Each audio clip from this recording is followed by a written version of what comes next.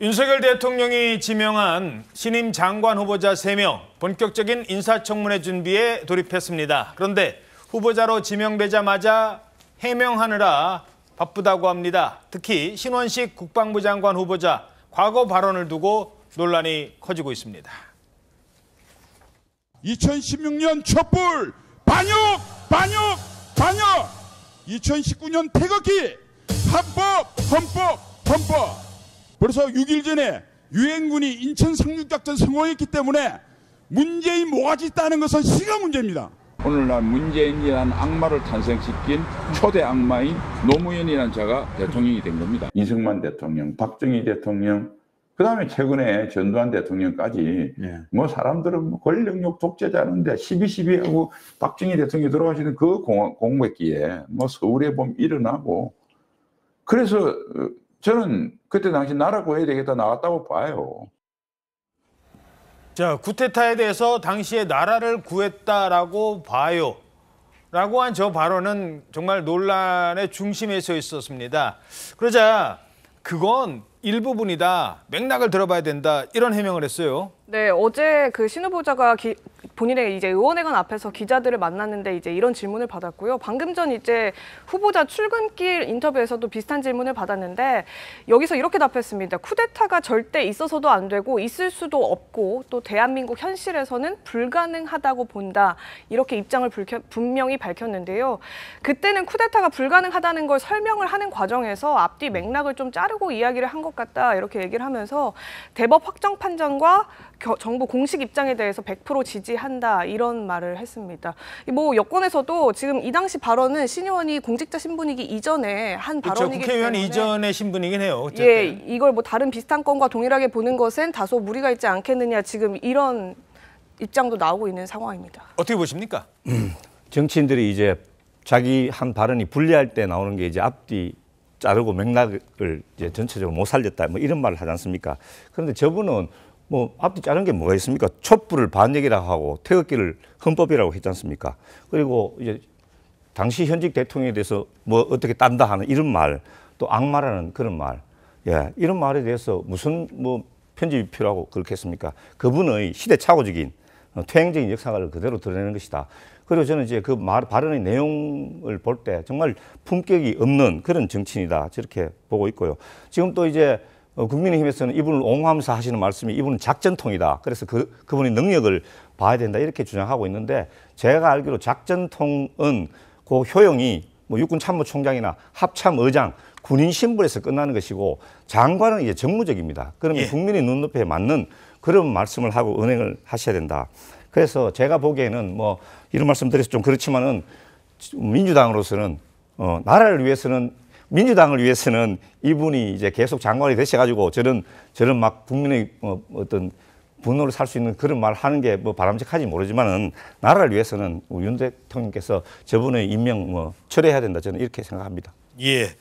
자, 그런가 하면 이명박 정부에 이어서 같은 부처 장관으로 또 지명이 됐죠. 유인천 후보자. 근데 올해로 72세로 알려졌습니다. 나이와 관련된 논란 때문이었을까요? 자전거를 타고 선글라스를 끼고 출근을 했어요. 예, 어제 좀 인상 깊은 모습이었는데 지금 저렇게 보시는 것처럼 검은색 운동복 차림에다가 선글라스에 뭐 자전거 헬멧까지 쓰고 자전거를 타시면서 지금 후보자 사무실에 들어섰습니다.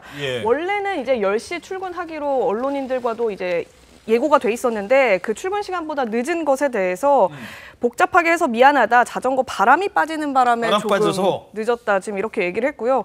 지금 이 장관 후보자 자택이 성수동이거든요. 제가 성수동에서 저 사무실까지 한 20km 가까이 된다고 하는데 지금 그 거리를 계속 출퇴근을 자전거로 하겠다, 이렇게도 밝힌 상태입니다. 예.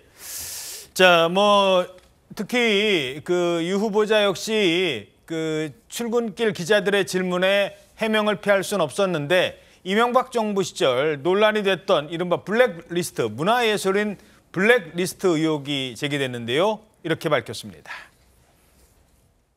약간의 그런 대립적인 관계를 가지고는 있었지만 그렇게까지 그런 적은 없었는데, 제가 임명이 된다면 한번 그런 문제는 다시 한번 잘 들여다보고 만약 또 얘기가 나온다면 다시는 이런 일이 없도록 잘 정리를 한번 해보겠다 이런 생각을 하고 있어요. 한편 여성가족부 김행 후보자는 한간에 떠도는 소문에 대해서 해명했습니다. 이 패널 중에 한 분이 그런 얘기를 했었대요. 김건희 여사와 친하다. 그래서 장관된 거 아니냐. 근데 나는 70년대 학번이고 이런 얘기를 했어요. 그렇죠. 이 모 평론가가 라디오에 나와서 김건희 여사와 김행 지명자가 20년 직이다 이런 식의 얘기를 했단 말이에요. 이제 그 사실관계에 대해서 본인이 해명하는 과정. 나는 70년대 대학을 다녔고 그분은 70년대생 아니냐. 나이 차가 많은데 어떻게 20년 지기가 되겠느냐. 20년 전이면 김건희 여사가 30대 초반이고 그런 상황에서 어떻게 20년 동안 알게 됐겠느냐.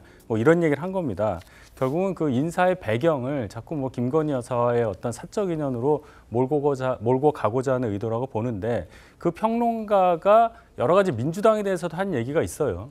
예를 들어서 이재명 대표가 물러나고 김두관 의원이 비대위원장으로 들어온다. 그런 얘기 했더니 민주당에서 엄청나게 공격을 했었습니다. 그런데 이 평론가의 말을 인용해서 민주당에서 수석 대변인이 또 논평을 내면서 김행 지명자와 김건희 여사의 관계를 가지고 공격을 했단 말이죠. 그 부분에 대해서도 김행 지명자가 어제 충분히 해명을 했고 결론적으로 그런 사적 인연에 의해서 국정이 운영되는 것이 아니다. 이 말씀을 강조합니다. 자, 그런데 오늘자 한겨레 신문이 한겨레 6면 보시겠습니다. 친분설, 가짜 뉴스라더니 김행, 김건희 2번 만났다. 이런 제목으로 해당 언론에서 김행 후보자와 통화를 한 것으로 알려졌습니다. 근데 뭐라고 했느냐. 2016년 코바나 김건희 여사가 운영을 했던 회사죠. 전시회 때 처음 보고 2022년 대통령 자택 초청 때 또 만난 거다. 공식적으로 우연히 만나거나 공식적인 자리다. 이렇게 해명을 하기는 했어요. 예, 이게 정확히는 이제 2016년도에 전시회에서 한 번 만났고 그리고 비대위원으로 이제 본인이 된 이후에 초청을 받아서 자택에서 2번 만났다. 지금 이런 해명을 한 거거든요. 예. 이 2016년도에 열렸던 전시회 같은 경우에는 이 김행 후보자가 당시에 이제 위키트리라는 그 회사의 공동 창업자로 돼 있었거든요. 근데 이 위키트리와 김건희 여사가 이제 운영했던 코바나 콘텐츠가 같이 합동으로 후원을 했던 주최했던 전시회예요. 같이 공동으로 연 주최 행사였군요. 예, 그래서 이제 그 자리에 본인이 이제 공동 창업자로서 참여를 했는데 거기 이제 다른 공동 창업자가 김건희 여사를 소개해줘서 만났다. 근데 그 당시에 그래서 이제 검찰총장의 부인인 것도 그때 알아서 권력자 부인과 이렇게 친해질 필요가 없을 것 같다 이런 얘기를 본인도 들어가지고 그 이후로는 만나지 않았다 이런 설명도 했었고요. 예. 이후로는 만난 적이 없었다 지금 이런 설명을 하고 있는 상황입니다. 알겠습니다. 아마 청문회 과정에서 또 어떤 얘기가 나올지 지켜봐야 될 것 같습니다.